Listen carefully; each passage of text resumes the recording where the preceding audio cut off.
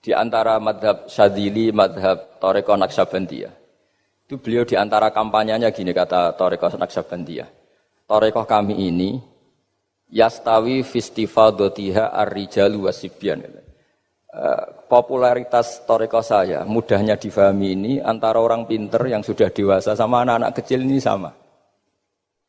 Kenapa demikian? Kalau dalam filosofi kebenaran itu ada pepatah fa innal haqqa adharu min syamsidz dhahirah. Kebenaran itu lebih jelas ketimbang matahari di siang hari. Sehingga mereka dengan mudahnya mensifati Allah misalnya adz-dzahir, zat yang begitu jelas. Kenapa Allah begitu jelas? Karena ulama dulu cara kalau dalam bahasa pondok mensifati, menstatuskan.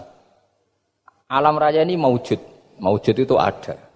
Di mana-mana sesuatu yang ada itu ya diciptakan oleh yang ada. Masa tidak ada kok menciptakan yang ada. Sehingga mereka tidak pernah tertarik sama faham komunis, ateis bahwa alam ini dimulai dari ketiadaan. Pertanyaannya adalah bagaimana sesuatu yang tiada menyebabkan yang ada. Sehingga ulama dulu pinter, sifat wajib itu apa? Wujud. Karena alam raya ini kadung wujud, kadung maujudat, maka Allah harus wujud. Berhubung wujudnya Allah itu wujud penyebab, harus qadim atau harus awal. Masa penyebab datangnya terlambat dulu yang jadi efek dari penyebab itu. Sehingga mereka dengan gampangnya mensifati Allah adz-dzahir, zat yang begitu jelas. Sehingga Imam Sibawayh ahli nahwu itu juga mengenali Allah lewat teori nahwu. Beliau bilang Allah itu siapa? Allahu a'raful ma'arif, zat yang paling mudah dikenali. Di antaranya ditemukan kalau bulan tuh enggak rata itu ya lewat teori gambar karena sekian jarak punya akibat sekian, punya misalnya kita melihat gunung kelihatannya indah padahal di situ ya ada lubangnya, ada pohon yang tertebang, ada pemandangan yang enggak indah tapi gara-gara dilihat dari jauh semuanya indah. Maka disarankan orang yang baru enggak suka istrinya terus melihat dari jauh, tinggal minggat lah kira-kira. Kalau ditinggal minggat 2 bulan itu mesti cinta lagi itu. Kan fungsinya baru kelihatan itu. Tapi kalau dekat terus tuh mesti sama neknya lah kira-kira gitu, sama mangkelnya. Sehingga itu ya dipakai teori juga dalam silaturahim. Di agama terkenal ada pepatah zuruhibban tasdad hubban. Jadi ya jangan sering ketemu, nanti kamu gampang cinta. Kalau sering ketemu ya gampang bosen lah kira-kira seperti itu. Nah, kemudian teori-teori awam ini dikembangkan. Yang awam, jadi dulu orang menemukan matahari itu besarnya kayak apa, rembulan besarnya seberapa, itu dilihat setiap kita melihat mobil itu jarak 1 kilo masih kelihatan sekian meter, nanti kalau 2 kilo berkurang sekian senti, kalau 3 kilo berkurang sekian senti, terus dikalikan ya kira-kira seperti itu. Kalau rembulan masih kelihatan segede itu berarti kali sekian pengurangan tadi, terus ditemukan. Makanya kita Pak Fathul Wahid yang di pesantren yang memang serius ngaji, itu di situ ada ilmu falak, itu ditemukan sebelum ada teknologi. Jadi kita tahu gerhana itu lamanya berapa, terus yang kena gerhana sisi mana, terus itu dihitung. Karena dari dulu sains, ilmu itu di atas teknologi. Jadi kalau keyakinan kita di pesantren, teknologi itu hanya menyumbang nggak sampai 30%. Jadi orang bisa menemukan pesawat misalnya itu karena melempar batu, kalau masih ada tekanan, batu itu tidak akan jatuh. Padahal batu itu tidak ada mesinnya, asal ada tekanan dia tidak jatuh. Terus dihitung kecepatan berapa yang menjamin sesuatu itu tidak jatuh. Hanya ditemukan pesawat, meskipun mau landing harus tetap banter, karena kalau tidak banter jatuh. Itu dihitung, artinya dari sains dulu, baru ditemukan teknologinya untuk gimana supaya tetap kecepatan sekian itu ketika mau landing. Enggak boleh pesawat direm, kalau direm ya jatuh, karena tadi seperti batu dilempar, dia enggak jatuh ya kalau masih ada tekanan. Sehingga instrumen itu ditemukan juga di bab tauhid. Saya punya kitab namanya Hasyiatut Turmuzi, dikarang ulama top Indonesia, namanya Syekh Mahfud At-Turmuzi. Itu beliau cerita, Imam Al-Amudi itu ulama top, tapi dia itu unik, tiap ngajar santrinya itu ngajar matematika, ngajar ilmu eksak. Terus ditanya, sampai muridnya itu ragu, ini guruku masuk surga enggak, ini kiai kok hanya ngajar matematika. Ya kira-kira ngajar, ya seperti mahasiswa jenengan kan, ini rektor masuk surga enggak, ngomong teknik terus gitu loh. Tapi gurunya kayaknya enggak terima, diudhoni santrinya itu enggak terima, karena beliau seorang wali. Murid-muridnya itu bermimpi. Ini penting saya ceritakan, mungkin agak aneh di dunia kampus ya, di bab ini. Kalau dalam teori kita, Pak On itu, mimpi sama nyata, melihat itu otoritatif mimpi. Ini yang agak aneh di ilmu pesantren. Jadi melihat jenengan langsung dengan mimpi itu otoritatif mimpi. Karena mimpi, ru'yal mukmin dijamin oleh Rasulullah sama dengan 46 juz'un minan nubuwah. Jadi persennya itu besar sekali, 46% dari juz'un minan nubuwah, otoritatifnya. Nah tentu tidur yang benar. Logikanya gini, kata-kata kitab-kitab menjelaskan. Orang kalau melihat langsung itu pasti terpengaruhi oleh cinta atau tidak cinta, senang atau tidak senang, sedang butuh apa enggak. Jadi kalau saya sedang butuh dengan Pak Rektor itu melihatnya dengan penuh harapan. Jadi kalau saya sakit mau mati itu senang lihat dokter karena ini harapan, Rektor enggak ngefek gitu kan gitu. Tapi kalau saya politikus ngelihat ketua partai itu lebih respect ketimbang melihat dokter. Jadi gara-gara banyak kepentingan ini melihat itu enggak pernah jujur gitu. Enggak pernah jujur. Jadi kebodohan manusia justru karena melihat itu kalau dalam teori kitab. Makanya kalau dalam teori pesantren itu kebalik. Anna suniyamun wa idza matu intabahu. Manusia itu hakikatnya tidur, baru setelah mati bangun. Misalnya kita di dunia nganggap uang itu penting, harta itu penting, jabatan penting. Setelah kita mati ternyata yang paling penting itu hanya sujud. Karena kamu itu kenangan ketemu Allah terbaik itu sujud. Yang kita anggap penting di dunia semuanya tidak penting. Yang kita anggap sepele kayak sholat ternyata itu super penting. Tapi sadar itu nunggu nanti di akhirat. Ya, saya ini termasuk syukur yang sadar sebelum sampai akhirat. Jadi termasuk orang yang beruntung lah gitu. Nah, kenapa mimpi itu begitu penting? Karena tadi ketika orang tidur itu off semua, sistem sarafnya, sistem apanya. Yang ada hanya pengendalian Tuhan. Karena dia tidak bisa mengendalikan dirinya sendiri. Apalagi kalau tidurnya benar ya tentu pakai wudu, terus pakai doa-doa, terus menghadap kayak mayit itulah, standar mayit itu menghadap ke kiblat kayak posisi mayit itu. Sehingga dia ada intervensi pada dirinya sendiri, ya tidak punya keinginan dari dirinya sendiri. Kamu kan nggak bisa ingin, wah tidur ingin ketemu wanita cantik kan tidak bisa nentukan gitu. Akhirnya ya benar-benar hanya milik Allah. Apalagi kalau kita bacanya benar, terus pikirannya benar.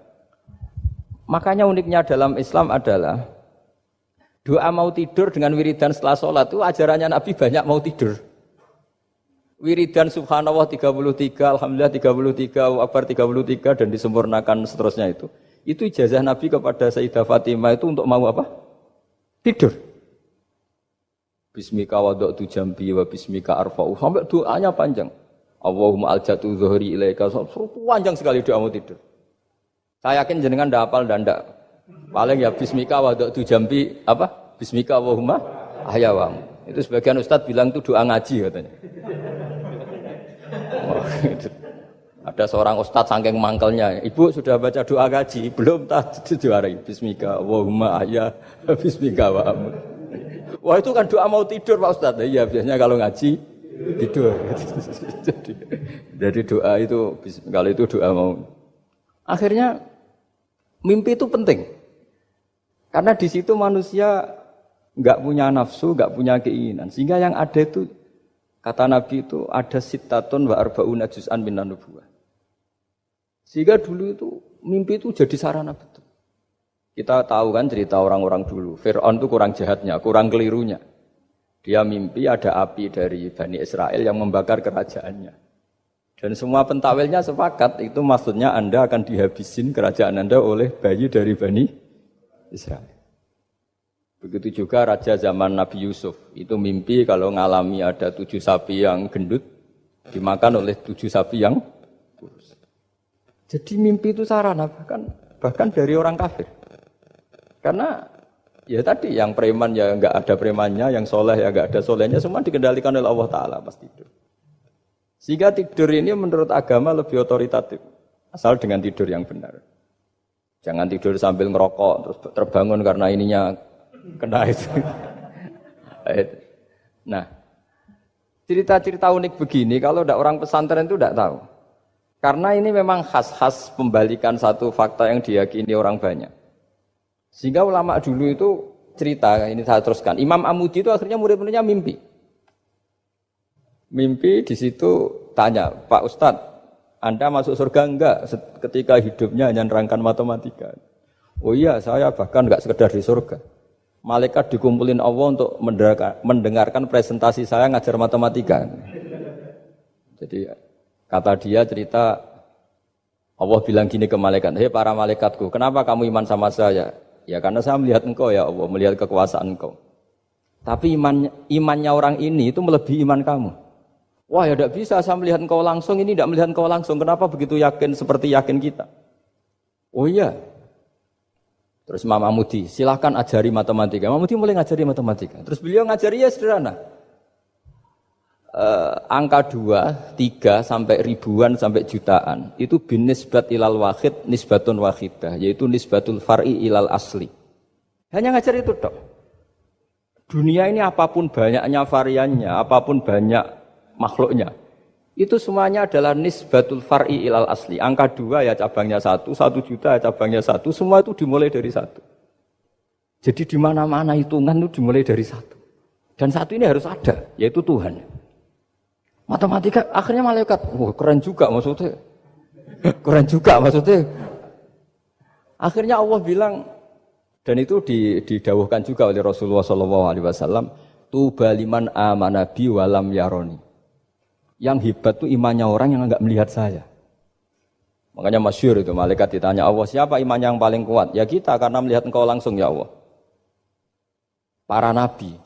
Terus tapi yang dari sekian pertanyaan itu jawab sama, yang paling ajaib adalah umat-umat Muhammad di akhir zaman, enggak menangi nabinya, juga enggak pernah lihat surga neraka, tapi iman sama saya. Dan mereka punya cara untuk imannya itu berkualitas sama dengan kamu para malaikat. Ya diantaranya dengan cara logika tadi yang saya utarakan tadi. Am khuliqu min ghairi syai'in am humul khaliqun. Kalau alam raya ini wujud, maka penyebabnya harus sesuatu yang wujud. Masa sesuatu yang enggak wujud menyebabkan yang wujud. Kalau angka 10 ada, 1 juta ada, pasti dimulai angka 1. Makanya nisbatus naini wal arba'ah ila ma la nihayata laha, itu semuanya nisbatul far'i ilal asli. Semua angka berapapun jumlahnya itu binisbat ilal wahid adalah nisbatul far'i ilal asli. Itu cara-cara, makanya tadi kajian ilmu itu tidak ada habis-habis. Makanya perasaan saya itu kemungkinan orang Islam jadi ateis itu kecil, Pak Fathul Wahid. Saya punya kitab, ini saya ulang lagi, kitab calon wali. Kenapa saya sering cerita wali? Kalau di kampus itu kan orang inginnya ya jadi dekan, jadi rektor atau jadi menteri lah kira-kira gitu. Kalau di pesantren orang itu cita-citanya satu, ingin jadi wali. Ya supaya majelis ini barokah, saya tidak perlu cerita dunia kampus. Kalau ceritakan corong Jawa nguyai segoro lah. Bongso keinginan gitu kan tidak selera saya, juga ada dunia saya. Supaya sampai dapat ilmu ya saya cerita dunia. Itu kitab, saya punya kitab calon wali lah kira-kira. Atau wali sudah wali top.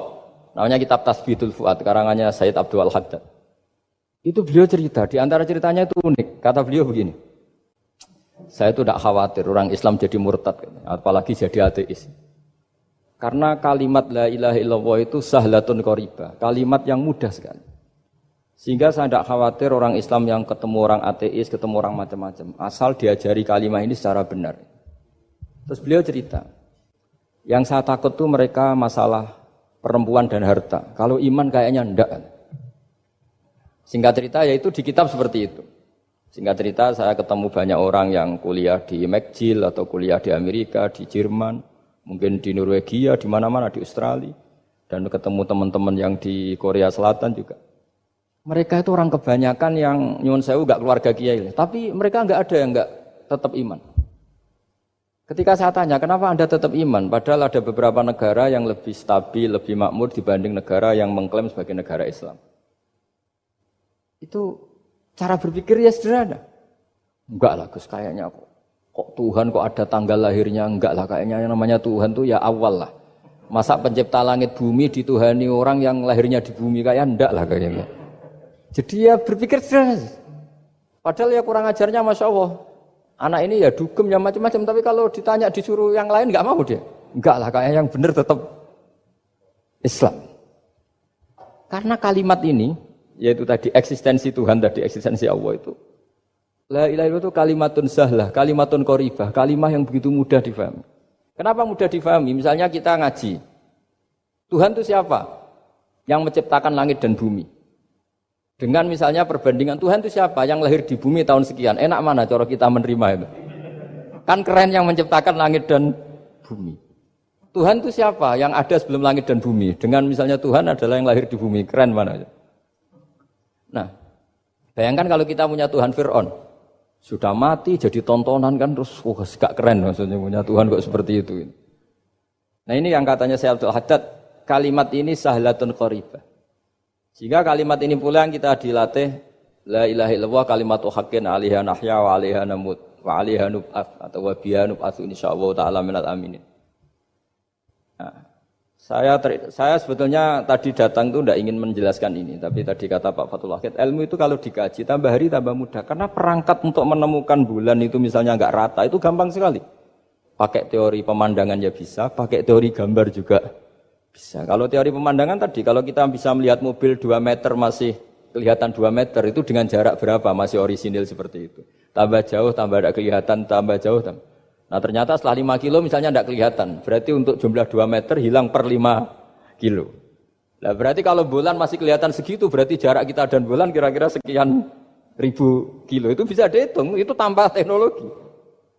Makanya sebetulnya teknologi itu nyumbang itu nggak sampai 30%. Yang paling banyak ya sains tadi, pengetahuan itu yang kayak tadi orang menemukan pesawat, itu kontribusi terbesar tetap pengetahuan. Misalnya pesawat dari bahan ini kalau kecepatan sekian kena angin pecah enggak? Tetap pengetahuan yang menopang itu.